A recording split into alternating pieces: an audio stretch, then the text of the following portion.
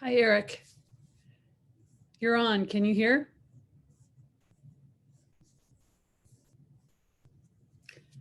Tom Petty is on as well. Are you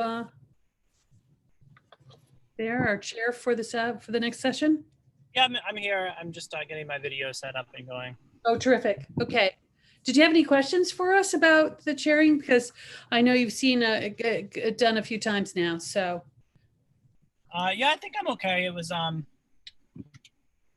mainly around just being able to see the hand raising, and I think I can see that, and sort of going off of that. Yeah. Yeah, so it automatically puts them toward the top or at the top. Not sure how your screen is if you see the host or co-host, or if you just see the hand raising up at the top. Yep, and then just making sure to keep it to 15 minutes. Yeah, as much as we can say to the schedule, that's cool. It's nice with the tape talks that you know it's a known quantity of time, so that's good. Yeah. Okay. Yeah, I think it's good for me. Great. Thank you so much, Tom. Be ready in a minute. Got about 68 people on now. We coming back from lunch. Did you go into a congregate room? I wasn't able to make it for today for lunch, but yep. I'll try to make it. I made it yesterday, which was nice. Cool.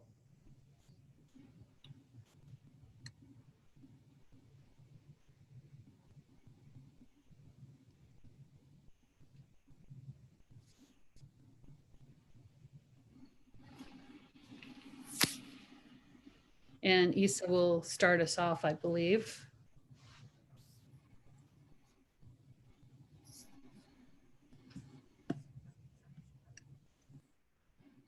Okay, so I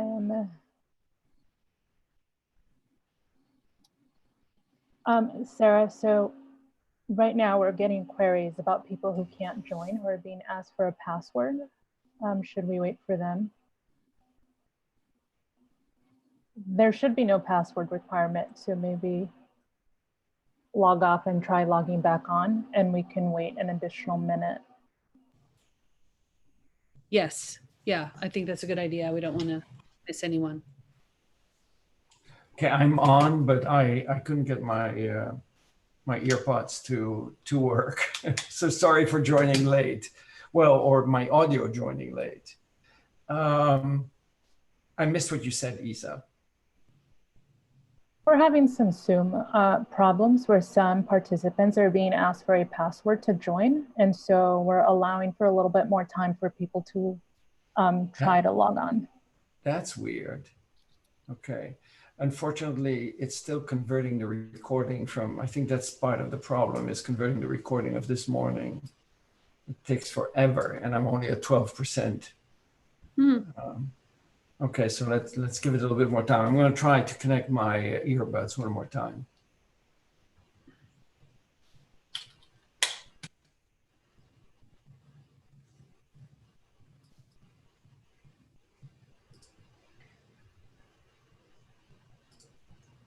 Kelly, are you on? Yes. Were you able to convert your recording? Yeah, I had that issue yesterday, but not today. I'm done. Okay.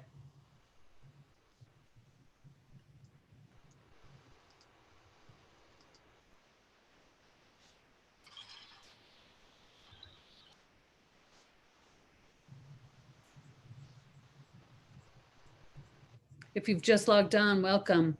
We're waiting for a few people who are having trouble coming back in, being asked for a password, and we don't have a password, so they're trying it again.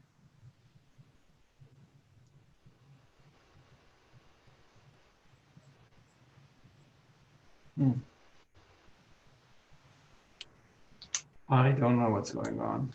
I'll have to use the speakers. So we're at 82.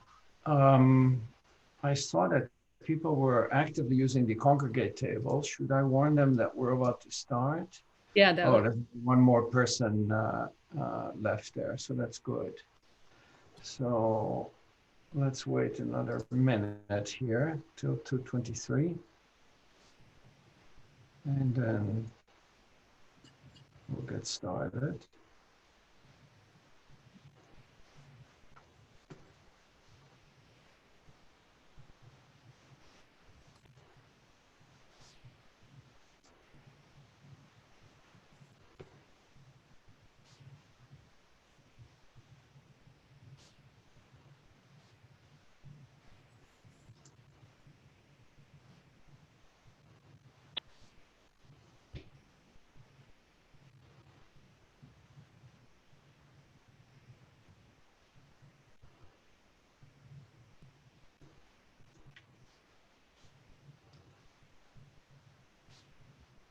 We have just 2 talks this afternoon.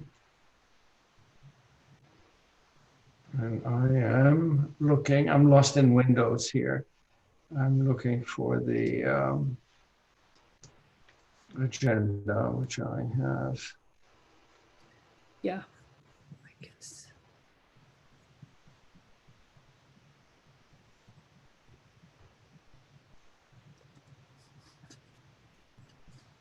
Can you paste the link in my chat, Will do. Sarah?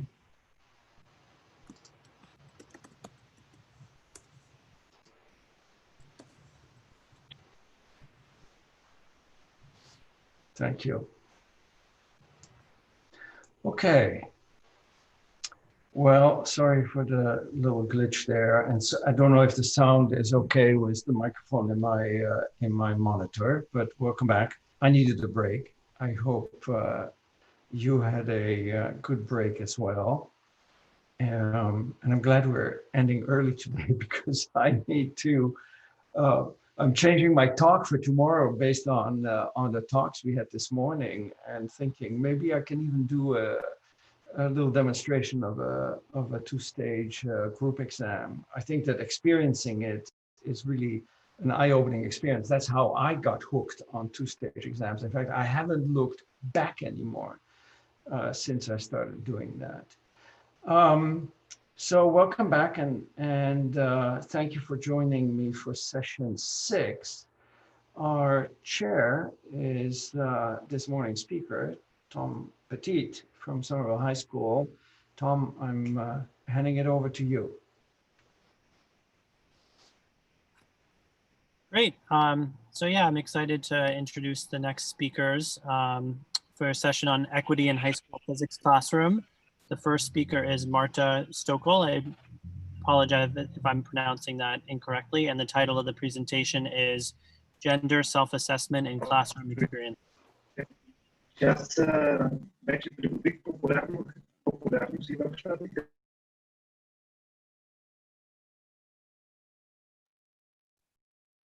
Hi, I'm Marta Stuckel. I am a science teacher at Tartan High School, and I'm a PhD student in STEM education at the University of Minnesota. And I'm going to talk about my work on gender, self-efficacy, and classroom experiences. So I'm using this framework of physics identity, where physics identity describes being seen as seeing yourself as the kind of person who does physics. And Carlone and Johnson propose a framework for physics identity with 3 dimensions: competence, which is skill and ability with physics; performance, which is acting, speaking, and dressing in ways associated with physics; and recognition, which I'll talk more about shortly. So why does physics identity matter? It's been shown to be a predictor of students' intention to persist in the field. So students with a strong physics identity are more likely to major in and pursue careers in fields closely related to physics. In addition, women, especially women of color, are less likely than their male peers to report holding a physics identity, even among students who are already majoring in physics or a closely related field. This suggests that understanding the development of a physics identity can be one way to understand issues of underrepresentation in physics. I've decided to focus on the recognition dimension of physics identity. And this is being seen as a physics person. And it's both external, where teachers and peers and other people around a student see them as a physics person, and it's internal. Internal includes things like confidence and self-efficacy. Bandura defined self-efficacy as your belief in your capacity to succeed, whereas confidence is the student's perceptions of their achievement. And confidence is frequently a precursor of self-efficacy. And so these two ideas are very, very closely related. There's been a lot of work looking at gender differences in self-efficacy among college students. Several studies have found that among introductory college students, men tend to have more self-efficacy than women, even when they have similar levels of achievement.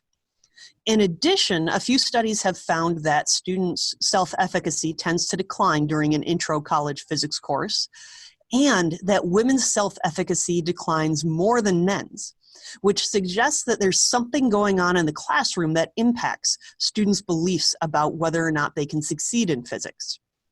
So that leads to my first question. Since most of the literature focuses on college classrooms, I wanted to take a look at my high school classroom and see, is there a confidence gap between boys and girls in my own classroom? So my context is an AP Physics 1 class at a suburban public high school. The majority of my students are 12th grade, and the course is entirely elective. The curriculum is based on modeling instruction, and I use standards-based grading. So students take a quiz roughly once per week, where they get a score for each learning target that appears on the assessment. In addition, much like schools nationwide, AP Physics at my school does not match the school overall. Only 36% of AP Physics students are girls, and only 31% are students of color, when 56% of the school overall is students of color. I should note, there's very, very few girls of color in AP Physics 1 at my school, which rules out doing any kind of intersectional analysis, even though there's some very good evidence that women of color face some unique and specific issues in physics classrooms. So the way I decided to measure confidence, and I focused on confidence instead of self-efficacy because it's much easier to measure directly, I had students at the end of each quiz do a self-assessment where they rated what score they think they got on each learning target. And then over the course of 2 years, I recorded students' actual scores and their self-assessments. I then used those to get an average self-assessment and an average actual score over the course of the year for each student, and I plotted those onto something called a CCL confidence achievement window. This is a graph for relating confidence and achievement. So most of my students fell into the upper right quadrant, which represents high confidence and high achievement, or the lower left quadrant, which represents low confidence and low achievement. So the majority of my students seem to have a pretty well-calibrated confidence, where their perceptions are very in line with their actual achievement. Now, if boys had higher confidence in my class, I would expect a large portion of them to fall into that lower right quadrant with high confidence and low achievement. And then I would expect girls to be overrepresented in the upper left quadrant with low confidence and high achievement. But when I look at the actual proportion of each population that fits those two quadrants, it's a pretty similar distribution between boys and girls, which suggests there is not much of a confidence gap in my classroom. So that leads to my next research questions. First, what kinds of classroom experiences are influencing that student's self-efficacy? Since there's evidence that self-efficacy changes during an introductory physics course, and there doesn't seem to be much of a gap in my classroom, what's going on to cause that? And then the other question I had at this point is, are there gender differences in the kinds of classroom experiences that students see as influencing their self-efficacy? To approach these questions, I took a qualitative approach. I conducted some student interviews at the end of the school year. These were structured interviews, so I had my questions planned out ahead of time. I ended up interviewing 10 students, 4 girls and 6 boys, which was fairly representative of the course demographics. All of the students were volunteers. They are students that I think had an overall pretty positive experience in the course, which does put a limitation on my results. I analyzed these results using emergent thematic analysis. So I went through the transcripts and the audio recordings of the interview to look for what are ideas that showed up multiple times in interviews. The first theme I noticed with that approach is external recognition from peers. And boys and girls that I interviewed talked about this very, very differently. The boy I have quoted here gave a pretty representative response. The boys tended to think their peers believed they were pretty good at physics. And they talked about experiences like their peers asking for their ideas, listening to what they had to say. A few boys talked about classmates seeking them out for questions. And so these boys very consistently had these experiences where peers took concrete actions that communicated to the boys that they believed they were good at physics. Now, only one of the girls that I interviewed talked about any kind of experience like this. And she interpreted that very, very differently than the boys. So even though she talked about some similar experiences with classmates seeking her input, she saw them as connecting that to her being a smart person in general and overestimating her abilities in physics. And so she did not see her academic abilities translating into the physics classroom. Now, to put on my teacher hat instead of my researcher hat for a moment, for me, this has some implications for my teaching. One of the questions I want to think about going forward is how can I better structure my classroom so that all students see their strengths as valuable to the group?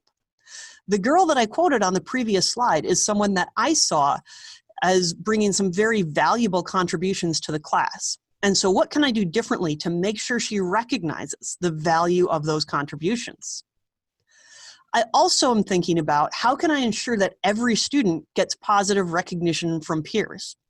It's possible that one of the reasons girls didn't tend to talk about that external recognition from peers is they may not have had as many of those experiences. And if that's the case, what can I do differently to make sure girls are getting those experiences just as often as the boys? The next big theme I saw was external recognition from the teacher, myself, typically in the form of feedback I put on graded quizzes. While both boys and girls talked about this, they talked about it very, very differently. The boy I have quoted here is fairly representative. He said, if I have a good grade and the teacher's the one who graded it, that must mean the teacher believes I'm good at physics. And so the boys that I interviewed were linking this external recognition with a demonstration of competence. Because they showed that they were good at physics, they believed I must be recognizing that they're good at physics. Now, girls also talked about feedback, but they talked about it very differently.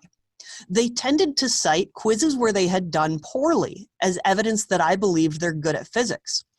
They talked about this very growth-oriented perspective on the feedback, things like constructive criticism, feedback that helped them understand what they did wrong. They talked about that feedback, especially when paired with a pretty liberal retake policy, as evidence that I believed they could improve, and therefore that I believed they are ultimately good at physics, even if they didn't show it on that particular quiz. And so the girls that I interviewed were separating recognition and competence. They could experience external recognition even when they weren't demonstrating competence. So as a teacher thinking about these implications, students are clearly taking messages in the feedback that I put on their quizzes. Even though I try to keep my feedback strictly to what I see on the paper, they are reading into what I put there and taking information about who I think is good at physics and what it means to be good at physics. The perspective that the girls I interviewed had was also incredibly powerful. As a teacher, I want students to believe that they can improve and to see my feedback as evidence of that belief. And so I'm thinking about how can I help all students approach feedback with that growth mindset I saw from the girls that I interviewed. The third theme that I saw emerging was guided inquiry labs, which play a big role in modeling instruction. Now, there weren't gender differences in the way students talked about this, but there was still some interesting things going on. So first, a lot of students talked about guided inquiry labs very positively. They talked about this experience of figuring things out for themselves and that leading to a belief that they were capable of that, which is pretty much the definition of self-efficacy. Students also talked about this guided inquiry labs as a chance to develop identity, feeling like this scientist that knows everything. There were also some students who saw guided inquiry labs as a barrier to their confidence and their self-efficacy. The students who saw it as a barrier tended to talk a lot like the student quoted here, being a student who does well under instruction, being comfortable with step-by-step directions. And so the confusion and the ambiguity that often come with guided inquiry were extremely uncomfortable. There also were a few students who used language like this one, who said, when I'm left to do a lab by myself. So they saw me as the teacher as abdicating a pretty standard expected role, and they felt that gap and did not see their peers as filling that gap, leading to this sense of isolation.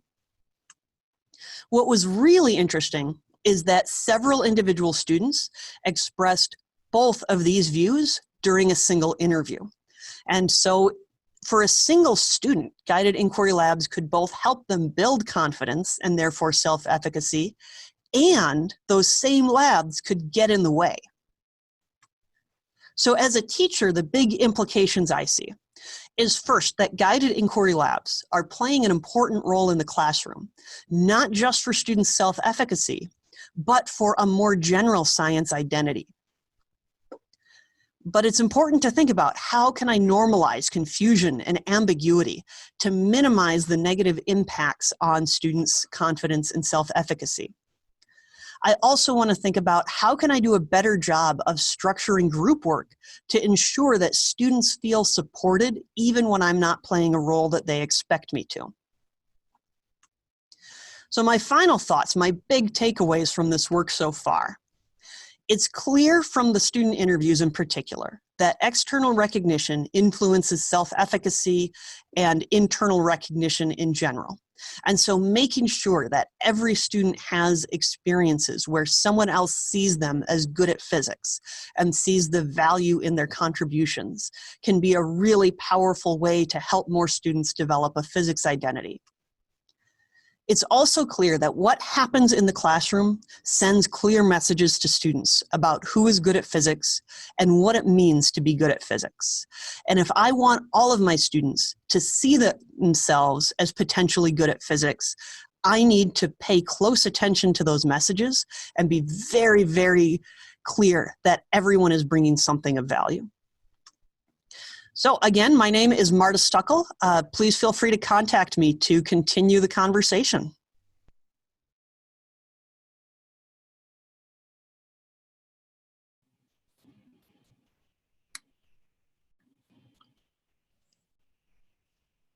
Thank you, Martha. That was a wonderful talk. I'm right now trying to see if I can see whose hand is raised, and I'm having a little bit of difficulty with that.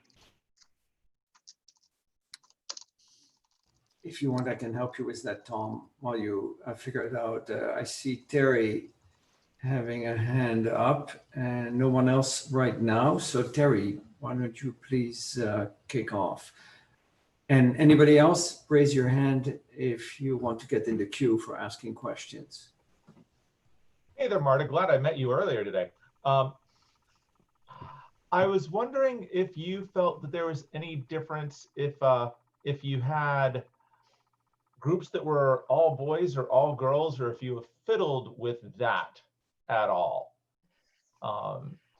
Because I feel like I have at times have seen that all girl groups working on a lab or all boy groups working on a lab, but there's a distinct difference in how they work.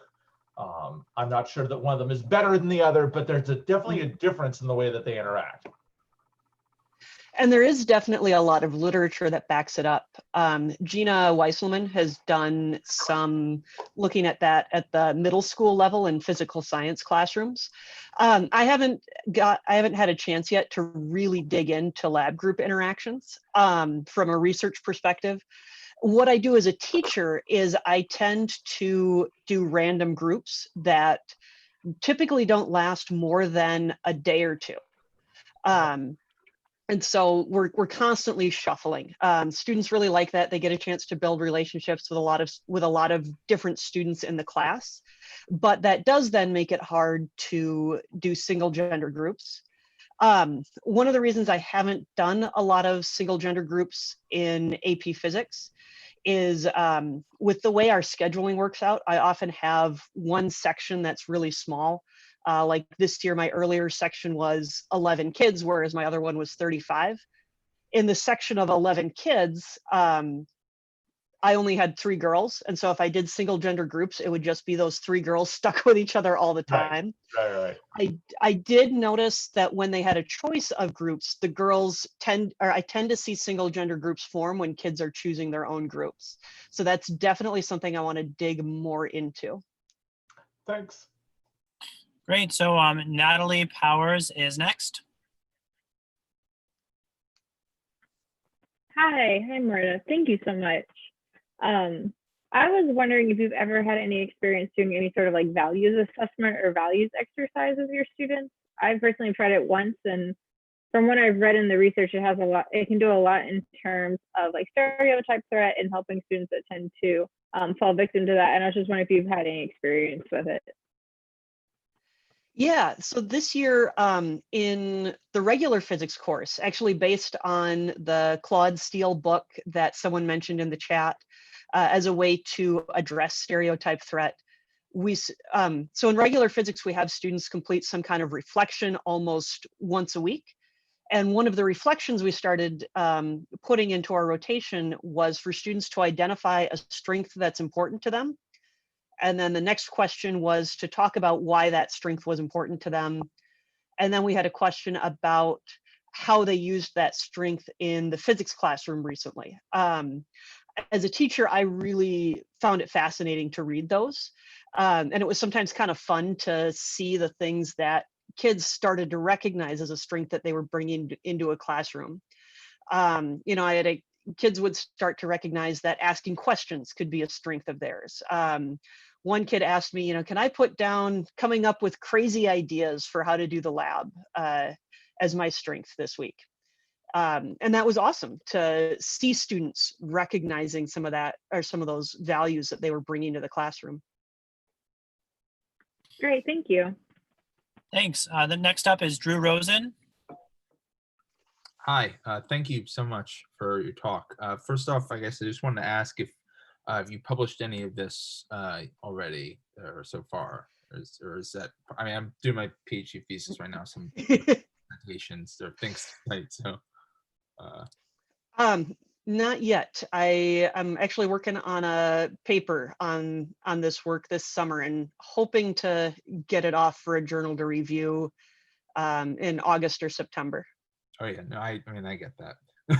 Yep. I thought it was really interesting what you were saying about the idea of linking boys were linking recognition to competence and girls were separating them. I don't know if you were willing or able to maybe talk about that a bit more as to sort of where that comes from, and then what sort of practices may be implemented to be able to, so that women can link the two. So there's some literature out there looking at small group work that suggests that boys it was looking at a middle school classroom, and they found that boys tend to use their contributions to their group to essentially show off, as a way to demonstrate competence, as a way to show off, as a way to compete with their peers.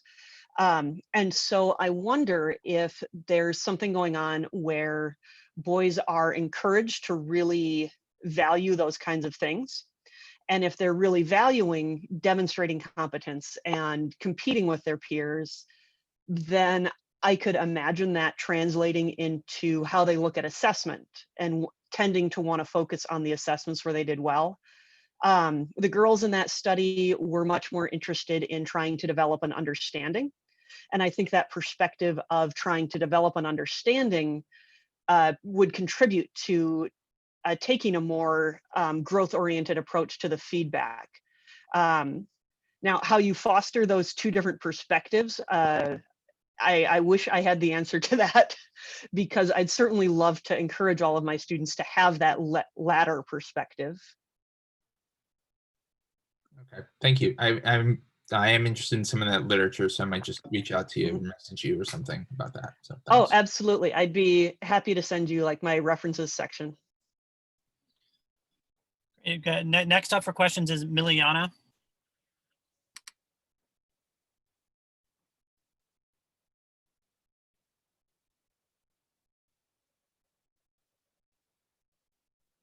Okay. Thank you so much for the inspiring talk first. And second, this is not really a question, it is more of a comment. So apparently there is a line of research in psychology where there is a short intervention just before students take quizzes, tests, any kind of formal assessments, where they do a quick kind of affirmative or kind of confirmation activity I'm good at, whether it's a sport, whether it's kind of doing something with their younger siblings.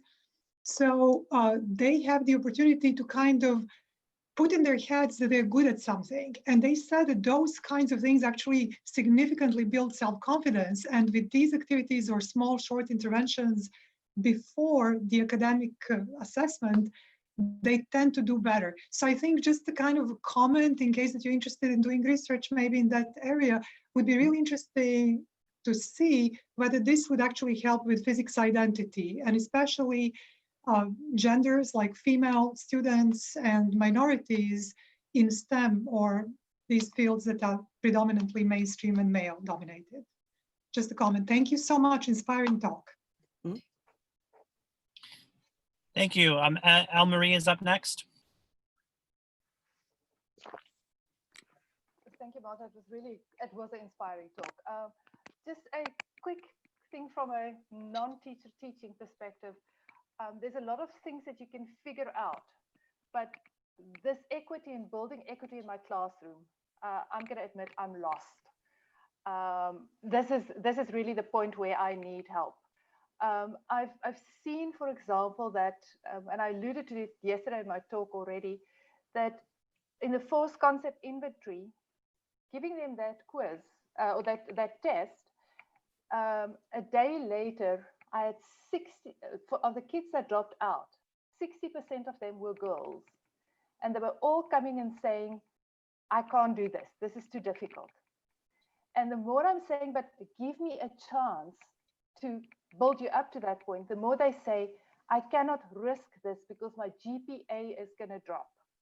I cannot risk a B+ in your course because I'm not going to get into university. And that is where I go, I don't know, how do you change that narrative? How do you help them? Mm-hmm. Yeah, so one of the things I didn't have a chance to go into in this talk, in my student interviews, so I did the interviews in May, and a lot of kids talked about really specific experiences from early in the year. Like I had a kid who talked about the lab we did the first day of school. I had a kid talk about a problem that we had worked on in October. And they were still in May going back to those things as evidence to be able to say that, yes, I'm good at physics. Yes, this is something I can do. And so since I did the interviews in the spring of 2019, I went into this fall like really conscious of what did I want to do that first week and how did I want to frame those activities to make sure that students were seeing success right away.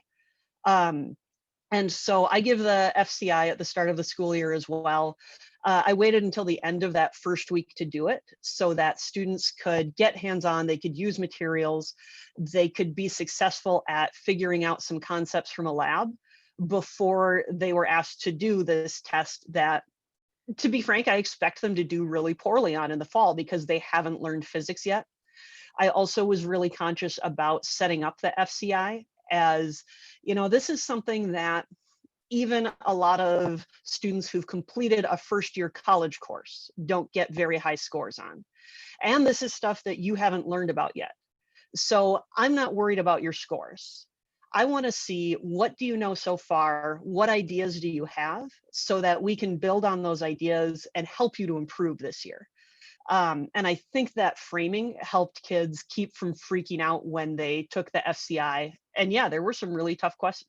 The kids definitely thought the questions were really tough, but I think that helped keep them from being as freaked out by it. Great, thank you. We have time for one more question, which is Eileen Kirschbaum.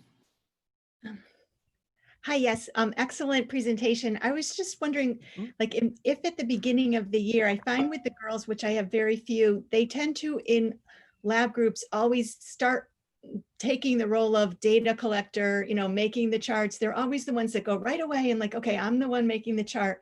and then, you know, the boys are the ones building things. Is there some way to like institute like something with the groups at the beginning where you kind of get them to take on different roles than the ones they're really most confident or comfortable with?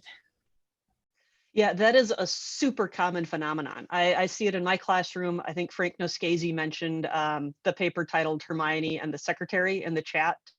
I know Natasha, I just read a paper by Natasha Holmes that sees a similar phenomenon. So my approach, I've been using group roles a lot more, and I randomly assign them. I literally have cards with the role printed with the roles on them. Students randomly draw one and they have the card right in front of them so they can remember what their role is, what they should be doing, what kinds of things they should be saying. That seems to help. As I start to get comfortable with my students, I talk to them a little bit about some of those patterns. I address it as, it's not necessarily that you're being sexist, it's that this is a pattern that's really been drilled into all of us. And so try to think about when you're working with your group, how you can break out of that pattern.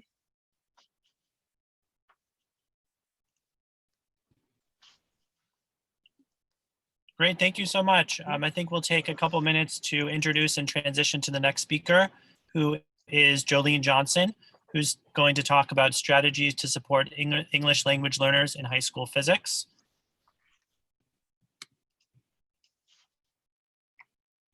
All right, welcome to our talk. Today we're going to talk about strategies to support English language learner students in high school physics. My name is Dr. Jolene Johnson. I'm Billy Menz. And we teach at Edison High School in Minneapolis. Our talk really has two objectives. First, we're going to describe some lessons that we developed that helps us build a more inclusive classroom and encourages students to develop a more positive STEM identity. We'll also provide some examples of some EL supports that can build discourse and oral language development in science for not only your EL students, but all your students. So our talk, we're just going to introduce ourselves and our students in our school.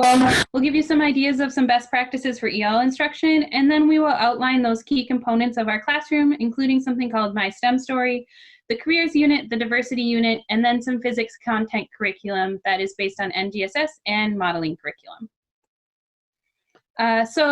We co-teach together. We actually co-teach or co-taught one class together, and then a lot of this was used in my other physics classes. 2 years ago, we co-taught 2 classes together. As I said, I'm Dr. Jolene Johnson. I do have a PhD in physics. I was a college professor until 2 years ago when I started at Edison High School. I'm the president of the Minnesota chapter of the AAPT. I'm a lead Step Up ambassador, and you'll see some of the lessons refer to that. So Step Up is a program that's designed to encourage more women and diverse students to go into physics. And then in the fall, I'm actually moving to Spring Lake Park High School. My name is Billy Menz. I'm a master's of English as a second language. So I've been an EL teacher for about 4 years. I've taught in an elementary school. I've taught in basically every K through 12 setting, even charter schools in Texas, Oregon, and Pennsylvania, and now Minnesota. I've been with Minneapolis Public Schools since 2009, and I'm currently the department chair at Edison High School. So our school and students, so it's Edison High School. Our school is a very urban high school, so we have 85% free and reduced lunch. It's 85% non-white. There's a lot of homeless and highly mobile students. Our enrollment is from Northeast Minneapolis, although we also draw from North Minneapolis. The physics classes in particular are 42% EL and 16% SPED students. The class we co-taught together was actually 100% either EL or SPED. And then a lot of these strategies that we're going to talk about, I also used in my IB Year 2 class, which had a large number of minorities and some EL students in that class as well.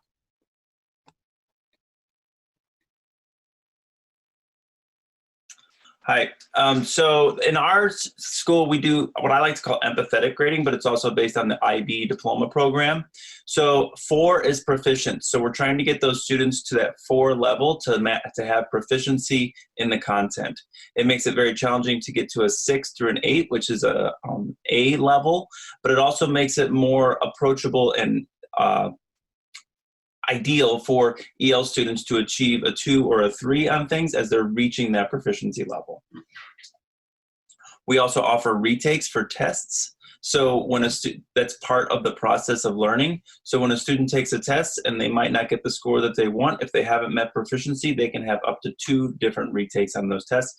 And that's a lot of times where my EL support comes in for my students who did not meet proficiency on the first exam.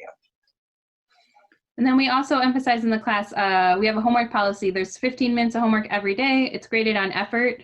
We don't accept late homework because we want students working every day, but there is a certain number of scores dropped. So students have an opportunity, if they're busy, they can drop a few days of homework.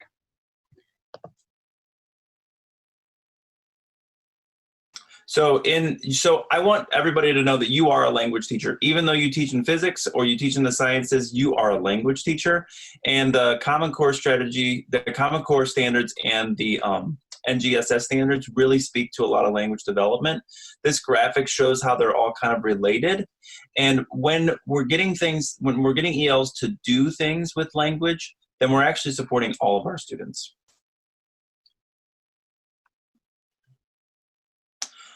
The principles of math instruction for EL, physics is a lot of math, right? And people have told us to try and take the math out of physics, and I don't know how to do that. So as a language teacher, I'm trying to use the best practices for the math instruction for ELs.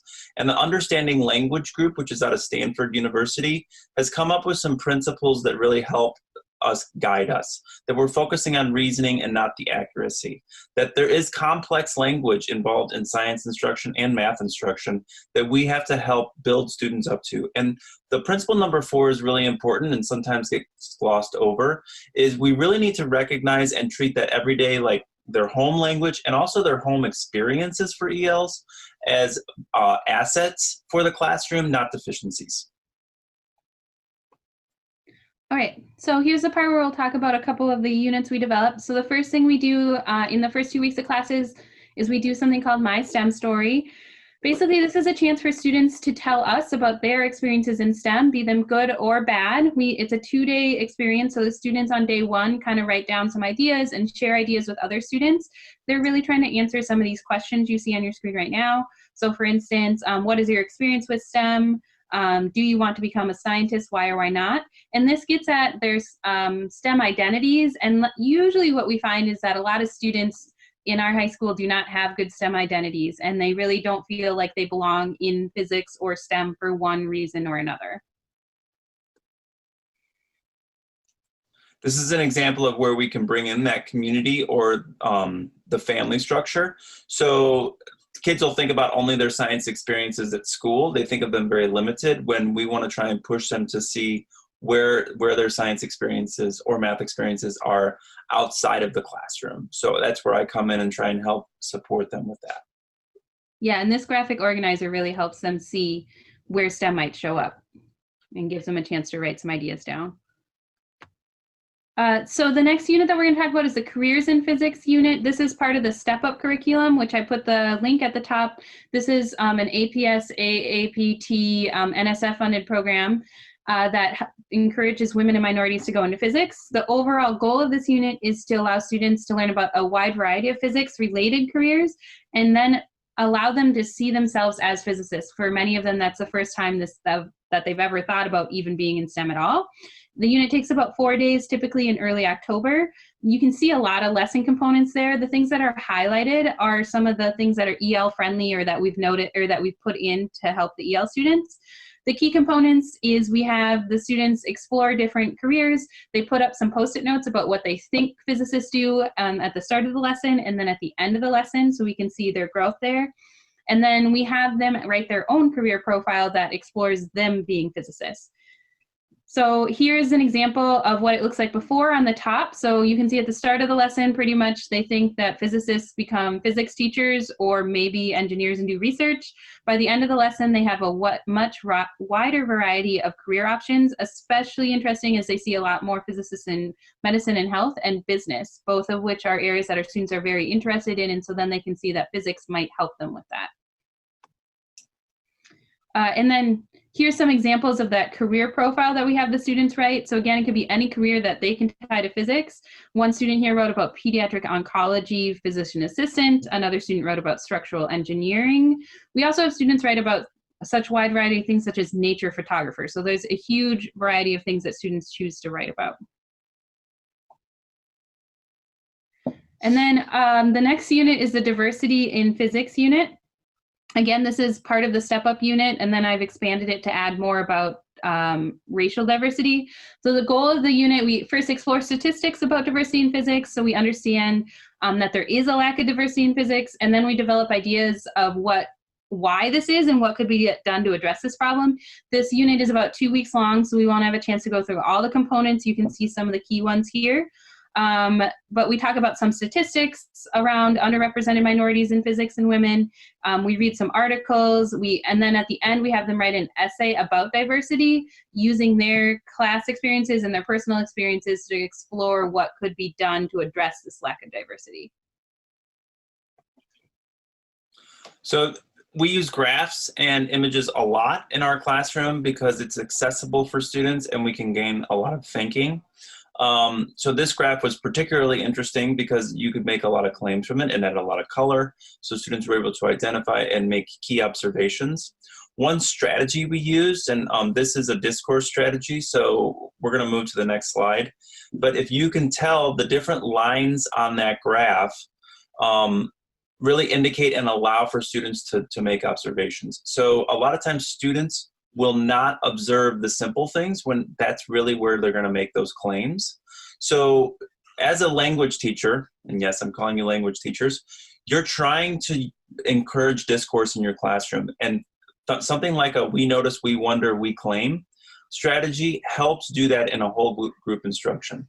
So because we're making the ideas public, you might have a student say something about the graph and you can help clarify it or restate it. We can emphasize ideas. You're teaching kids to listen to each other. So we would exhaust probably 10 observations or we notice statements, and then we would go on to what we're wondering, and then eventually we're getting kids to write or orally share claim statements about this graph. There's other discourse strategies that we use in the classroom. The one that I'd like to talk about is mix and mingle, because it's really quick, but it also has a lot of benefit. So we want them, I just have them stand up and they mix and they make eye contact and then they mingle for about 30 seconds to a minute about anything I want. Maybe it's about their STEM story, maybe it's about a vocabulary word, and then they stop and I yell out again, mix. They mix around, they go to another person. So that way they're getting 3 to 4 different people that they get to talk to and practice oral language, and it takes about 5 minutes of the class time if you do it right. There's other strategies on here, and if you have questions about those, please ask after the presentation. We just wanted to share an example of one day of the lesson. So this is one specific day within the diversity unit, and it includes some EL support. So the day was really 3 stations. One's led by Billy, one's led by me. The 3 stations are, we have them read a social science article where we've cut apart the title, abstract, and a key graph, and they have to match those together. And then we do a supported article reading, and then we have a station that I led where they were sharing their anonymous reactions to gender and race and STEM experiences, both things that I have had happen and then things that their fellow classmates wrote in anonymously. So one of the things that we would do is the matching. So I really liked this activity for getting students to access higher level scientific articles. So instead of having the whole 12 to 15 page article that students had to read, we cut apart and had the title, the abstract, and then either a graph or something else that was in the article, and they were trying to piece those together. And then in the smaller group reading, they might look at one of those articles and go deeper. But this really helps get them to access that reading and then allows them to go into the deeper reading a little bit later. In the interest of time, we're just going to talk about these in the questions if you have additional questions, but we also did the supported article reading and then a discussion of their experiences. And then the final part of this unit was we had them write an essay, and you can see the prompt here. So they were really being asked, are women and minorities underrepresented in physics? And then encouraging them to use information they learned in class and their own life experiences to talk about why that is, and then what could we do as a class and as a society and as individuals to improve the situation. So one thing as language teachers, when you write this out ahead of time, you can develop what's called a cloze activity, CLOZE, and I don't know if you know what that is, but it's basically a fill in the blank.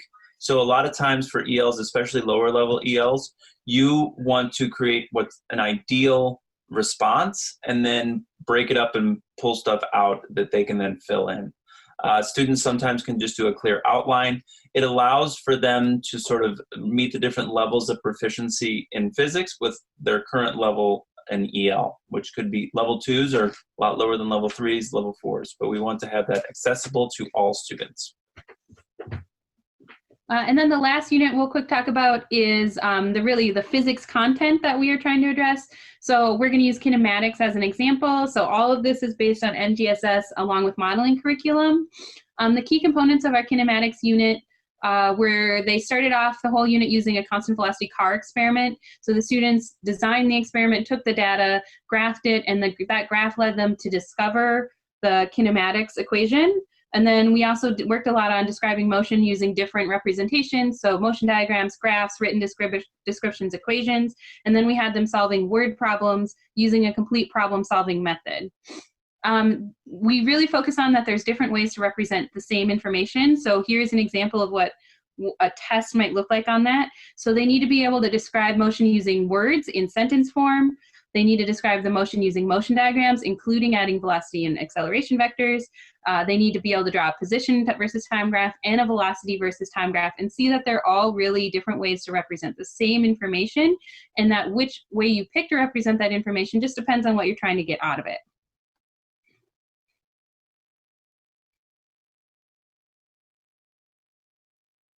When you're teaching these things, using color coding is a really good instructional practice. You can keep going. I know we're late on time.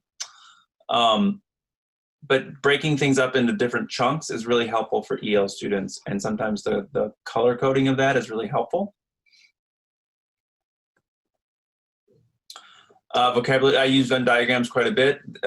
Using content that is content words that are very closely aligned that students confuse a lot. Use this to sort of help see that there are a lot of similarities. There's a reason why they're confused about velocity and acceleration. What are those specific differences? And then here's just a test structure. So again, remember this is a proficiency-based scale, and it's actually for each problem. You can see they're all out of 8 points. We give them multiple types of problems. This is an example of a problem where they have to combine all that information. And you can see this is a scaffold that we give them and have them practice on ahead of time. So they know that they're going to have to draw pictures and define variables and make graphs and write a word description and then do the math at the end. Whereas typically a lot of physics classrooms, it's just focused on the math and getting the right answer. Here they have a lot of ways to show the different types of knowledge that they have. And again, it's chunking that information for ELs, which this organizer was really helpful for students to feel like they could access the physics and the math that they had to do in the class. So what can you do in your classroom? Just a couple of quick things, just, increasing oral language production and increasing the discussion that's happening in your class. Look up discourse strategies, ask me more. Explicitly teaching vocabulary and structures. So thinking about how those science structures of compare and contrast or claiming are really important.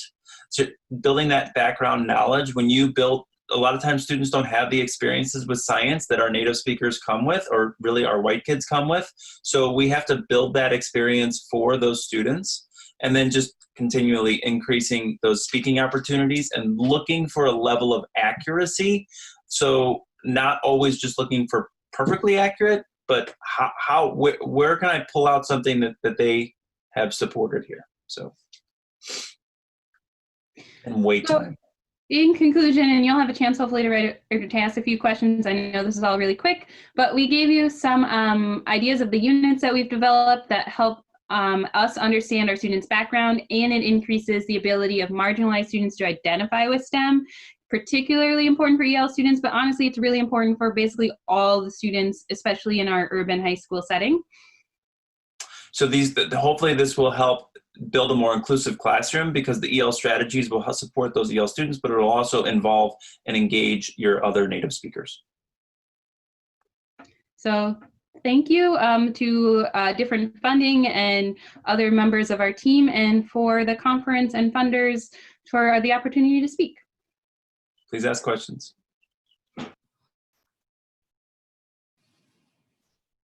Thank you. That was a wonderful presentation. I'll open the floor to Veronica, who has her hand up.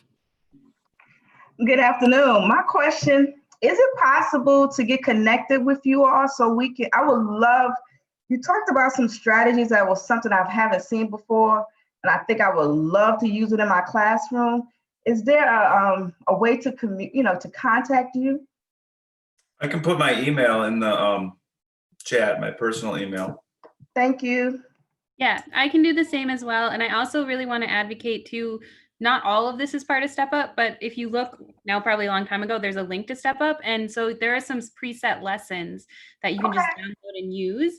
And I'm working on, actually this summer, I'm a Step Up lead. So a lot of the stuff on diversity, that will be its own lesson that I'm working on putting together, and that will be posted as well. But some of the strategies and stuff you can just email me and I'm happy to share anything. Thank you. Okay. I have a quick question, which is I'm wondering how if you're able to talk to your students around sort of inequities within their own school and communities. I know that STEM is a big sort of macro topic, but I'm curious what kinds of conversations or dialogue happen with your students around, inequities within the high school or the school district or the state.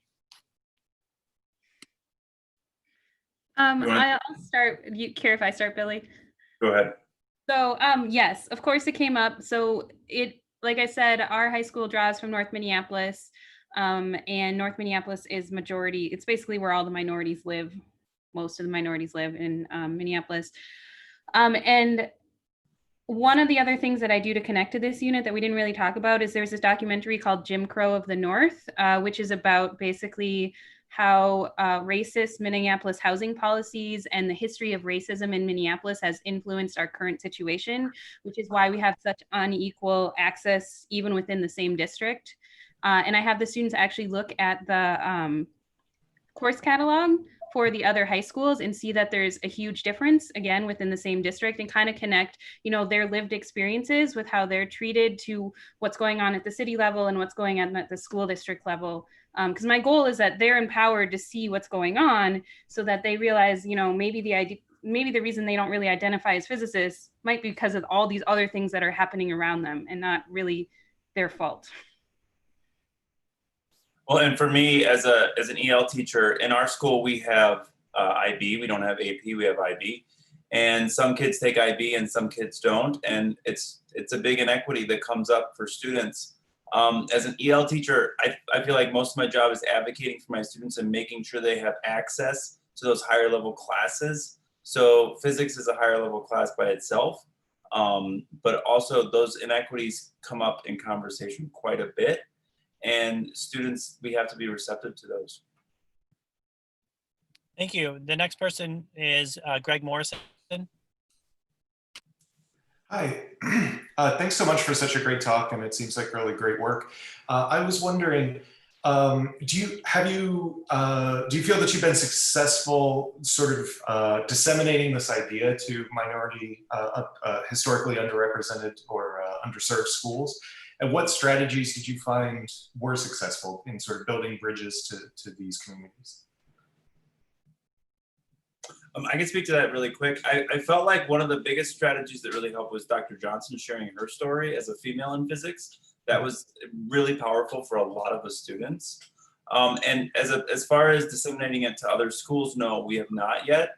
I will be working on that and the work that Dr. Johnson and I have done and advocating to make sure that ELs are offered physics. Sometimes they're not even offered physics in classrooms, and that's sort of a slip on most of education's fault.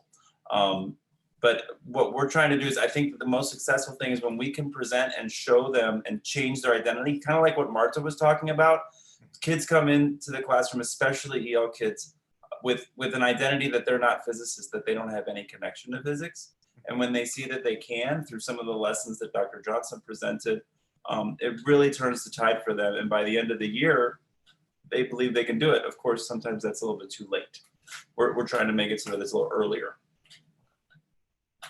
One other thing too to add, like I said, I will be putting these lessons up on the Step Up. So I'm working on the extension that's all about the race part of the diversity unit. So that will all be available hopefully by the end of summer.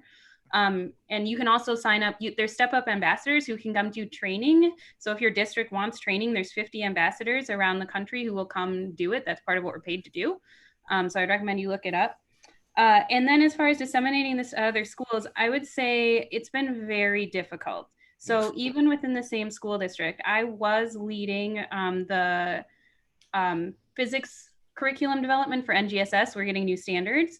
And honestly, I couldn't convince more than 1 or 2 other teachers in the district to even try this. And I couldn't convince the other physicists in my school to do this. And a lot of people, right, assume this is not a big issue and why would you waste, like I spent like 3 weeks on this, but I feel like if the kids don't identify with the class, it's never going to go well. And so I'm open to other ideas of how to convince people that this is really important and everyone should be doing it. Thank you. Next question up is for Brian Callow. Thank you guys very much. It was great. I work in a small school in southern New Jersey, and we actually have a pretty similar population. I'd say about 1/3 of our students are L's. And I always have a difficult time recruiting, getting them into the physics classroom to begin with. I was wondering if you could say a few words about recruitment. I think that go ahead. One of the things to recruit those kids in is to provide support for them. And so the fact that I'm supporting physics gives them another level to where they feel like they can be successful in those classes. I don't know what your capability is. If you have 1/3 ELs, you probably have quite a few EL teachers, or at least 1 or 2, and using those EL teachers to make sure that you're pushing them into those classes. In Minnesota, they can take physics or chemistry. We don't have the capacity to really support both of those classes. So for me as an EL department chair, I'm gonna be pushing a lot more of my physics, my EL kids to take physics over chemistry. But it's a choice for them. They can choose, but the support is gonna be in physics. You have to make those choices. So making that distinction that, hey, physics is where we wanna throw support, that might improve your recruitment. Also making sure you're careful about the messages the other people in your school might be sending. I know I've had a lot of problems with our counselors sometimes not necessarily sending people to the right classes and having ideas of what physics and engineering is. I mean, it goes all the way up through administration too. So that's one thing. And then also just talking earlier, like 9th grade, I developed a partnership with the physical science teacher so that they had a similar version of these lessons, like an intro version of these lessons. So the students start thinking in 9th grade about careers, and that helps them think about, should I be taking physics?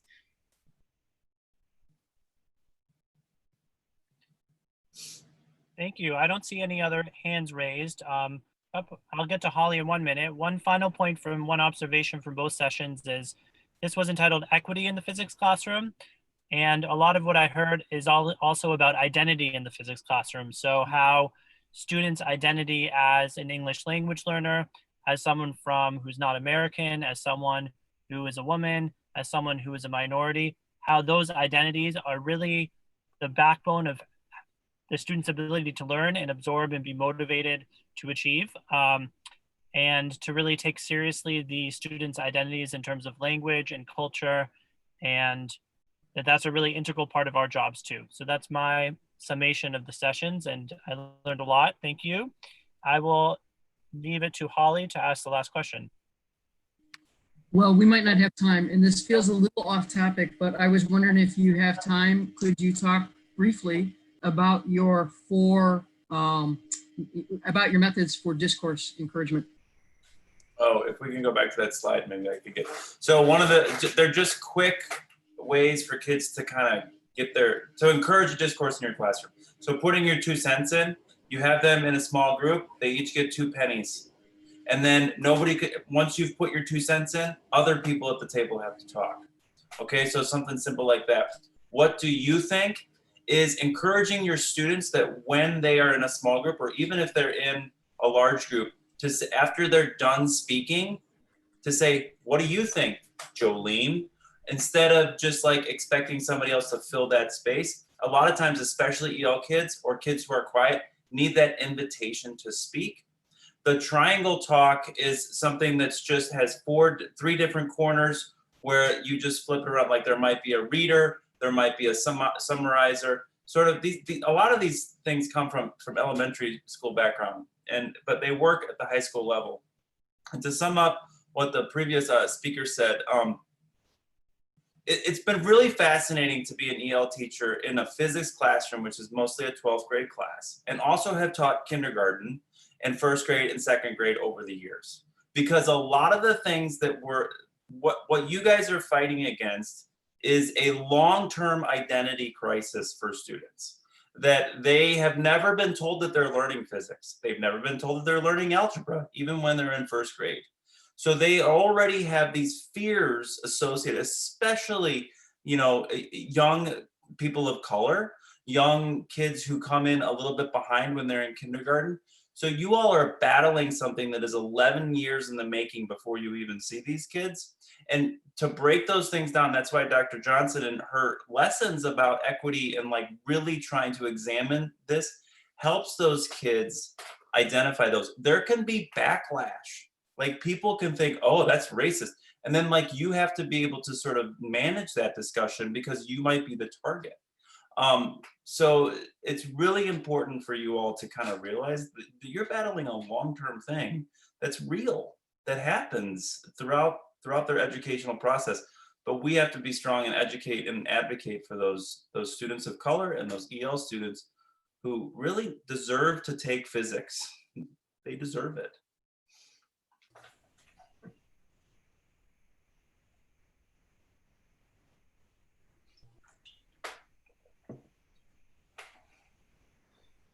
Thank you. I think that wraps up the session.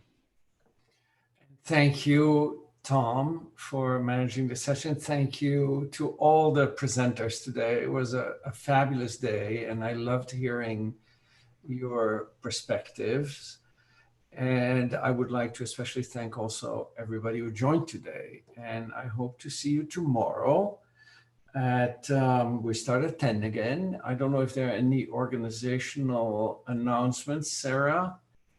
I think we're good. I just wanted to say I'm about to send out an email to the speakers if they would be willing to share their slides that they showed today. We'll have a place where you can upload those slides, and then we can link them in various places on Slack and on the website with your abstract. So that's it. Thank you. I have a question. Great. Yes, absolutely. Go ahead, Veronica. Now, I understand will Slack be available to us after the workshop? Yes, absolutely. We'll leave this workspace. We are using a free version of Slack, which means that it has only a limited capacity. And as we upload material, so that's why it's better to put the slides on a Google folder rather than on Slack, because as we add more material, the older material will rotate off.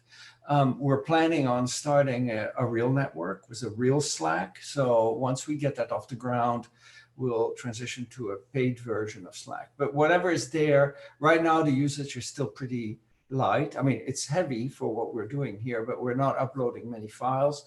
So we should have a reasonable transcript of most of what is going on, and we'll make sure that we save all the good resources for when we transition to a paid version of Slack.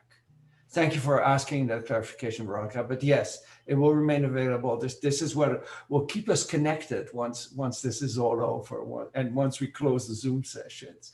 Brock, you had your hand up. You have a final question for today? It was similar to Veronica's question. It was just can we get a hold of everybody after the fact? So it sounds like we can using Slack. Yes.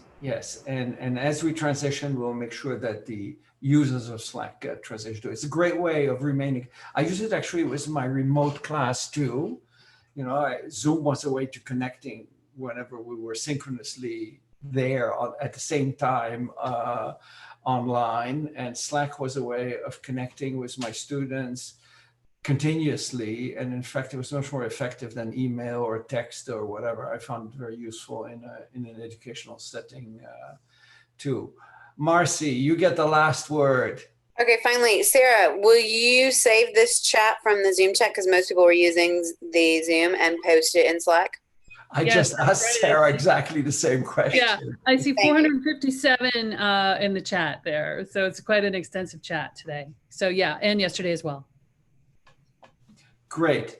Well, good seeing you all. See you tomorrow. I'm looking forward to it. Bye-bye.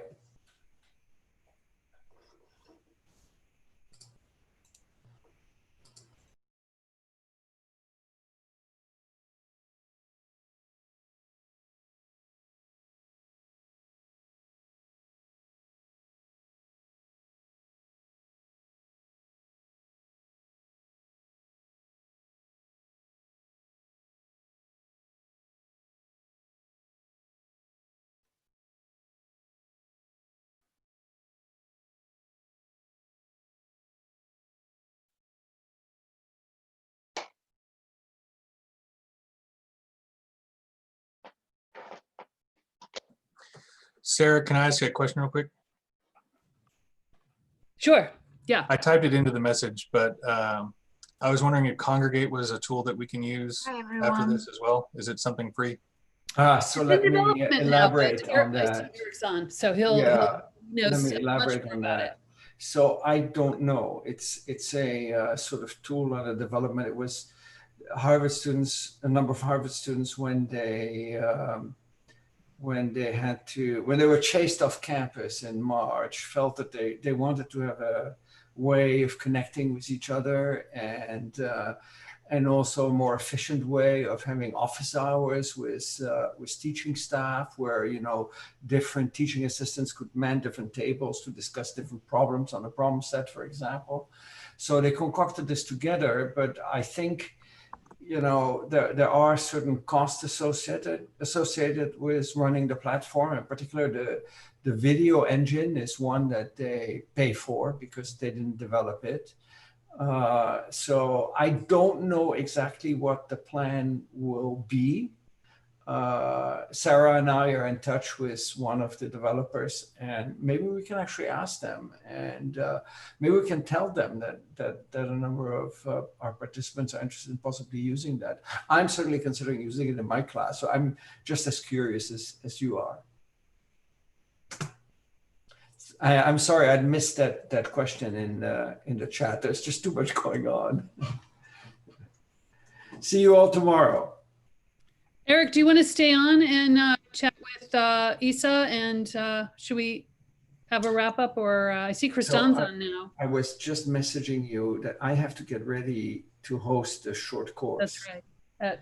So, and I have to do quite a bit of work on my talk for tomorrow because I'm revising it in light of some of the things today. So if you don't mind touching it, I think we were fine. I'm a little bit concerned about how this conversion of meeting recordings is eating up my CPU power and